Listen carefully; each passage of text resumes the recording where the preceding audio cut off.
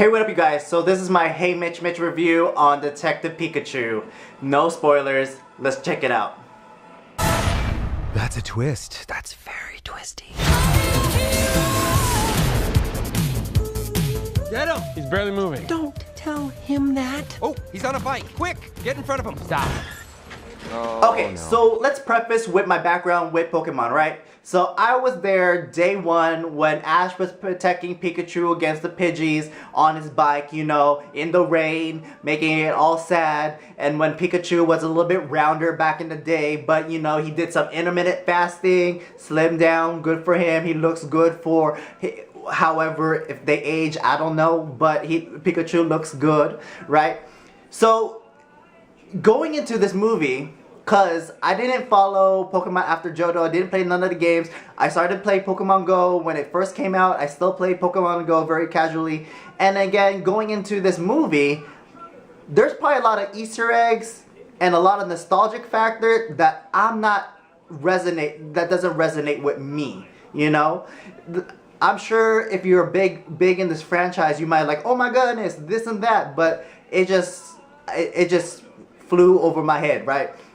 All right, so as a movie though, I think it works well. As a video game movie, I think it also works very well, right? It was very endearing, you know. The story was fine. There was a lot of fun moments, and of course, Ryan Reynolds can do no wrong. He does a great job as Pikachu, and Tim, the main character, dynamics with an animated character works well for me, right? I think what really stood out, well, not only Ryan Reynolds, is that their animation with all the Pokemon, especially with Pikachu, I guess, is that they had like micro expressions, like Pikachu's nose twitches when he speaks and shows emotions, like Pikachu doesn't have any eyebrows, but he'd be doing some eyebrow raises and throughout it. So in that sense, it's really great to see these expressions out of Pokemon. Another good thing about this movie is it does a very good job about world building. It does focus on one city, but at least it does a good job of letting the audience know what this world is about. Like, okay, so there's Pokemon in the world, and this is a city that combines Pokemon and humans. Pokemon are people's partners as well as they contribute to the city. So it does a good job in that sense. So that was a really good way of building and explaining the universe.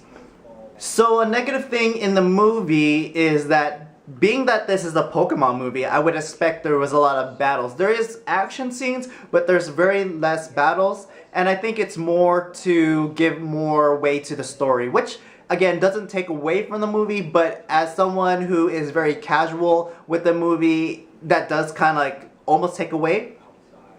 So overall, I'm going to recommend this movie to those who are big into this franchise.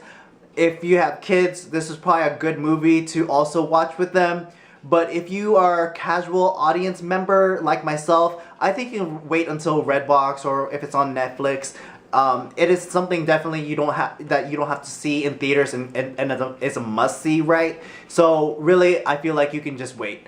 Box office predictions, I'm gonna guess this movie is gonna be in the $50 million range. Again, not like a super blockbuster, but enough to make its money. I guess I would like to see a sequel. It would probably be good going to the next movie. The movie really ends as a standalone, so it doesn't really end off into like, hey, what about this cliffhanger? So as a movie by itself, it just works. And if they do make another movie, awesome. If they don't, cool. And then, yeah, that's pretty much my take. So if you like this video, again, please like and subscribe. Please support me as I am building my channel. I also have my Instagram at HeyMitchMitch, and I also have my joint Instagram at It's Mandatory Fun, where I do other reviews with my friend Jen. So thanks again. Thanks for watching. See you in the next video. Thanks.